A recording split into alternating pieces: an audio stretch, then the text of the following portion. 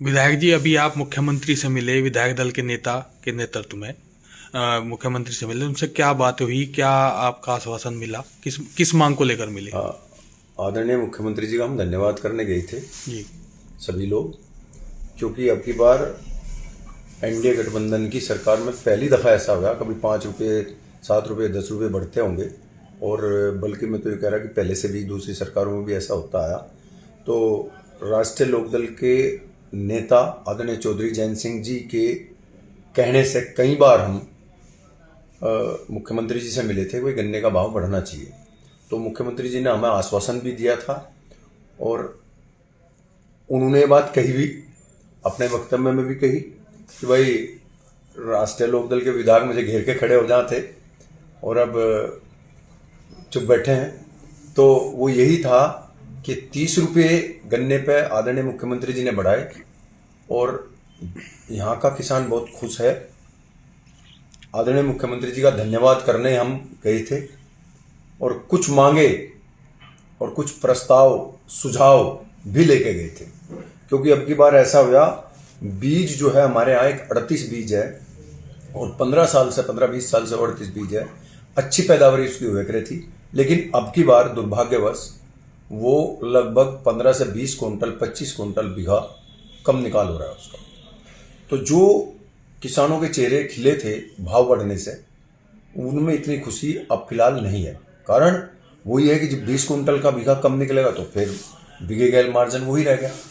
तो हमने मुख्यमंत्री जी कुछ सुझाव दिए कि भाई एक तो जो पहले से चला आ रहा है कर्जा काटता है ये 1 कुंटल पे 1 किलो, ये कर्जा कटना नहीं चाहिए, गलत है, वो कहीं भी नहीं है ऐसा, जबकि किसान का कट रहा है। दूसरा, जो ट्रांसपोर्ट का भाड़ा है वो भी बढ़ाया तो 15 पैसे, लेकिन वो कुछ गांवों में 3 रुपये कुंटल के हिसाब के आसपास पड़ता है जाके, तो वो बोझ भी किसानों पे पड़ रहा है। और उसकी एक व्यवस्था भी हो सकती है जो जिसमें सरकार उस व्यवस्था को कर सकती है। एक व्यवस्था है जो सोसाइटीज होती हैं, उन सोसाइटी में हर गन्ना मिल पे से 5 रुपये कुंटल के हिसाब से इकट्ठा होता है। तो सरकार इसमें व्यवस्था कर सकती है कि वो 5 रुपये कुंटल की जगह कुछ कम हो जाए और वो भाड़े में एडजस्ट हो जाए, तो उससे किसान भी राहत में होंगे। और वहाँ भी जो सोसाइटी में पैसा इकट्ठा हो रहा है, वो इतना पैसा इकट्ठा हो गया है, 100 करोड़ रुपए के आसपास का पैसा इकट्ठा हो रहा है। तो वैसे तो आदरणीय मुख्यमंत्री जी ने हमें बहुत अच्छा सुझाव उसके लिए दिया जो सरकार करने जा रही है। अब जो सोसाइटी ने या किसानों ने जो स्कूल खोले थे, उनकी इसमें मरम्मत होगी और वो आधुनिकीकरण उनका होगा इस पैसे से। तो सुझाव तो अच्छा है बहुत, पर हमारा ये कहना था कि या जो ट्रांसपोर्ट का बोझ किसान पर पड़ रहा है उसे कम करने के लिए ऐसी एक व्यवस्था हम बना सकते हैं। और तीसरा एक पॉइंट उसमें और था बहुत महत्वपूर्ण, वो ये है कि घटतुल्ली जो किसान पर बहुत बुरा, मतलब एक किस्म से बिल्कुल गलत है, और वो मिलों के द्वारा या पर्सनल किसी तोल्ला के द्वारा किसी सेंटर पे कहीं ना कहीं होती है, तो वो बिल्कुल रुकनी चाहिए। उसके नाम की एक टीम बने, चाहे उसमें एसडीएम लेवल के अधिकारी हों, चाहे जनप्रतिनिधि हों, घटतुल्ली बिल्कुल खत्म होनी चाहिए। तो ये तीनों सुझाव हमने आदरणीय मुख्यमंत्री जी को दिए थे, और शायद इस पर कुछ ना कुछ चर्चा होगी। कंपोजिट विद्यालय की भी यहाँ पर मिला है, सौगात मिली है, आपने प्रस्ताव रखा था। है हमारे लिए जी। शामली जिले में एक कंपोजिट विद्यालय आया, और वो कंपोजिट विद्यालय मुझे तो खुशी है, मैंने प्रस्ताव भी दिया था। मेरी विधानसभा में लाख गांव पड़ता है जहां जरूरत थी इस चीज की। बहुत अच्छा पुराना गांव है, उसके चारों ओर ने इधर उधर जो बड़े गांव है सब में इंटर कॉलेज है, लेकिन दुर्भाग्यवश उस गांव में जगह तो थी पर कॉलेज नहीं था। ये कुछ सर्कमस्टांसिस पहले ऐसे बने कि वहां कॉलेज बन नहीं पाया।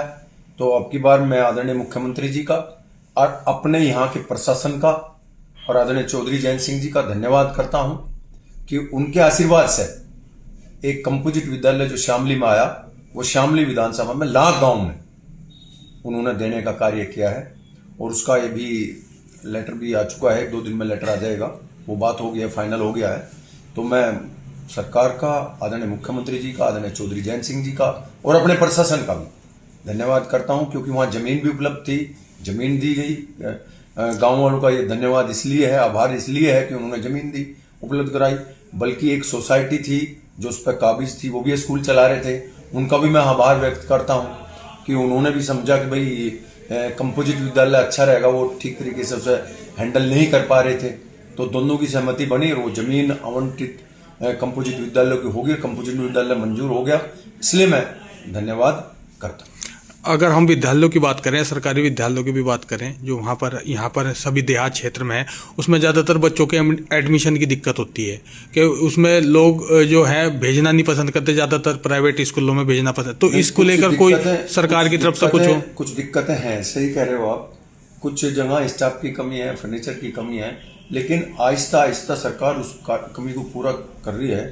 कुछ CSR फंड होता है, उसमें पूरी हो रही है, यानी कि कुछ संस्थाएं हैं जिनके पास फंड है, वे भी दे रहे हैं, प्राइमरी स्कूल में भी दे रहे हैं, उनमें भी दे रहे हैं, सरकार भी कर रही है। तो है कुछ दिक्कत तो है, लेकिन उस दिक्कत को आहिस्ता आहिस्ता दूर किया जा रहा है। और कंपोजिट विद्यालय एक अलग से सिस्टम है सरकार का। हमारे जिले में एक कंपोजिट विद्यालय आया था 4-5 साल पहले, और वो लगा हुआ है कैराना विधानसभा में, ऊंचे गांव में बना है, वहाँ बनना स्टार्ट हो गया है। और दूसरा यह है, और सरकार की योजना है, इसमें कक्षा 1 से लेकर +2 तक का है। और सरकार की योजना ये है आगे भी कि हर तहसील में एक कंपोजिट विद्यालय बनेगा। और मुझे उम्मीद है कि कुछ चेंज किया है तो इसमें सुविधाएं भी मिलेंगी बच्चों को, वहाँ रहने का भी मिलेगा, और अच्छा लग रहा है, ठीक होगा। जैसे जवाहर नवोदय के विद्यालय हैं, इस तरीके का है कुछ बच्चों का रहने का, खाने का, या कुछ सुविधाएं रहेंगी, कंप्यूटर की शिक्षा? कंपोजिट विद्यालय उसी उस पे है जी, उसी आधार पे है जैसे नवोदय विद्यालय केंद्र का सरकार की वो है संस्था, और ये कंपोजिट विद्यालय उत्तर प्रदेश सरकार का है। सेम प्रपोजल लेके चले हैं, अब देखना है आगे कितना रिजल्ट इसका कितना अच्छा रहेगा।